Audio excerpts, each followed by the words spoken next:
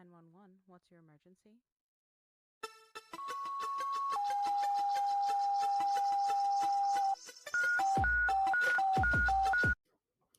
The following content is graphic, emotional, includes dark humor that may not be suitable for all listeners. Discretion is advised.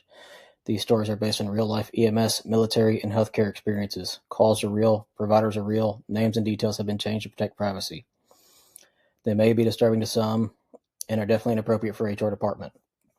Any medical or mental health discussion is personal experience, not protocol. Use your damn brain. Follow your local guidelines, and when in doubt, call MedControl. If you're struggling, don't do it alone. Talk to someone, a coworker, a friend, a therapist, or hell, reach out to me. I'll answer. Need help right now? Text or call 988 or visit 988lifeline.org. So why do you think first responders trust people who understand our dark humor? Why is it that we couldn't just trust an outside person that says, "Oh, I have dark humor," but they don't know what the fuck they're talking about because they really don't understand it? Right. I honestly think that, who would like dark humor is it's definitely a coping mechanism. But the thing is that we don't trust somebody with dark humor who hasn't walked the walk and talked the talk. Like, we've actually seen it, right? So when we have the dark humor, we speak from experience. We know what we're talking about. Like, it's like, how do you cope with that senseless tragedy you were just at? And it, you know, I would think that the normal person would be kind of disgusted by, our dark humor, to be quite honest. But I mean, for us, how else are you supposed to cope? And so when it comes from somebody who hasn't talked the talk or walked the walk, like, it holds no credibility to us. It's almost offensive. And in the safe circles of us, because we're all a brotherhood and a sisterhood, that we can unwind like that without offending anyone, to be honest. Like, and it's not even because that's not our intent. Our intent is to just cope. It's not to offend anybody, Yeah, that seems to happen a lot. Like, I've gotten kicked out of a few places because I'm talking to my family, and my wife understands things, my kids understand it, and they have gotten the dark humor in the end. And it's funny to see people that don't understand our lives, how offended, like you said, they become. Hell, we were in a restaurant at one point, and one of the families like, I'm eating here. Okay, well, I'm Yeah. sorry. I'm talking about my job. Get over it. Yeah.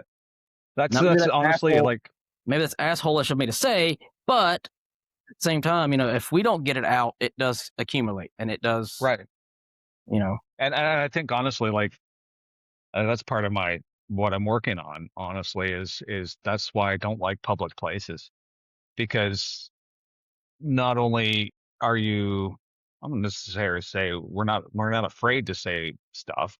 It's more, how is this going to go over? Then you start having to overthink what it is you're saying, but you also pick up on other people's conversations.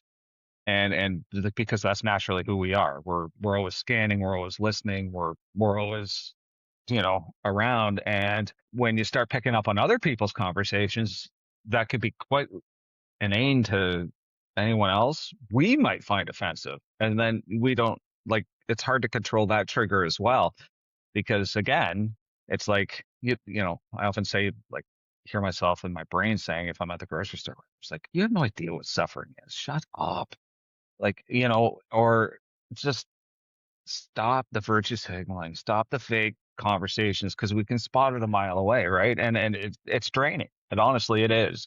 Yeah. Um, Yes. and so finding that sort of balance is very difficult, I find, in public settings. I have like kind of my time limit, and then I got to get the hell out of there, because I absorb it all, and we can't help it because that's what we were trained to do. But at the same time, it's like, wow.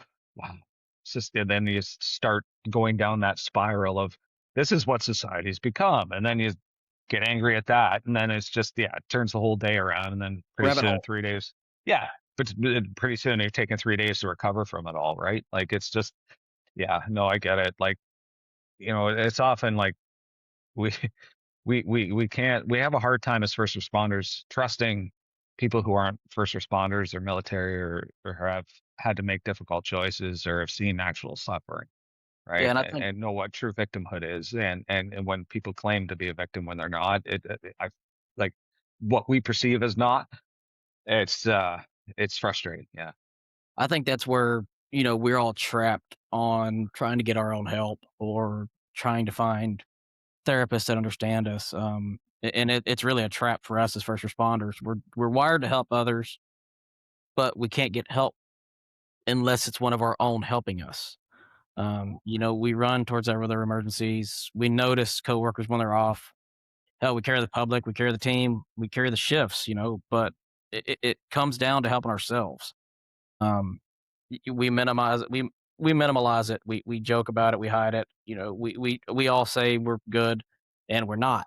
Um, and something you said too. When people keep shoving this inside of themselves, is you say they slowly sink into despair. That kind of stuck with me because it's true. You keep shoving it down and shoving it down and shoving it down. You are going to cause yourself to go into some kind of despair. If you think it's too heavy to say it anyway. It beats a eulogy. You don't have to apologize for surviving however you can. You're not the reason things are heavy. You're the reason they're still moving. Need support right now? Reach out to me. Reach out to somebody. Text or call 988 or visit 988lifeline.org. You're not alone. Not in this job. Not in this fight. Want to share your story or connect? Visit critical-run.com or message the Facebook page, Dispatched and Dysfunctional.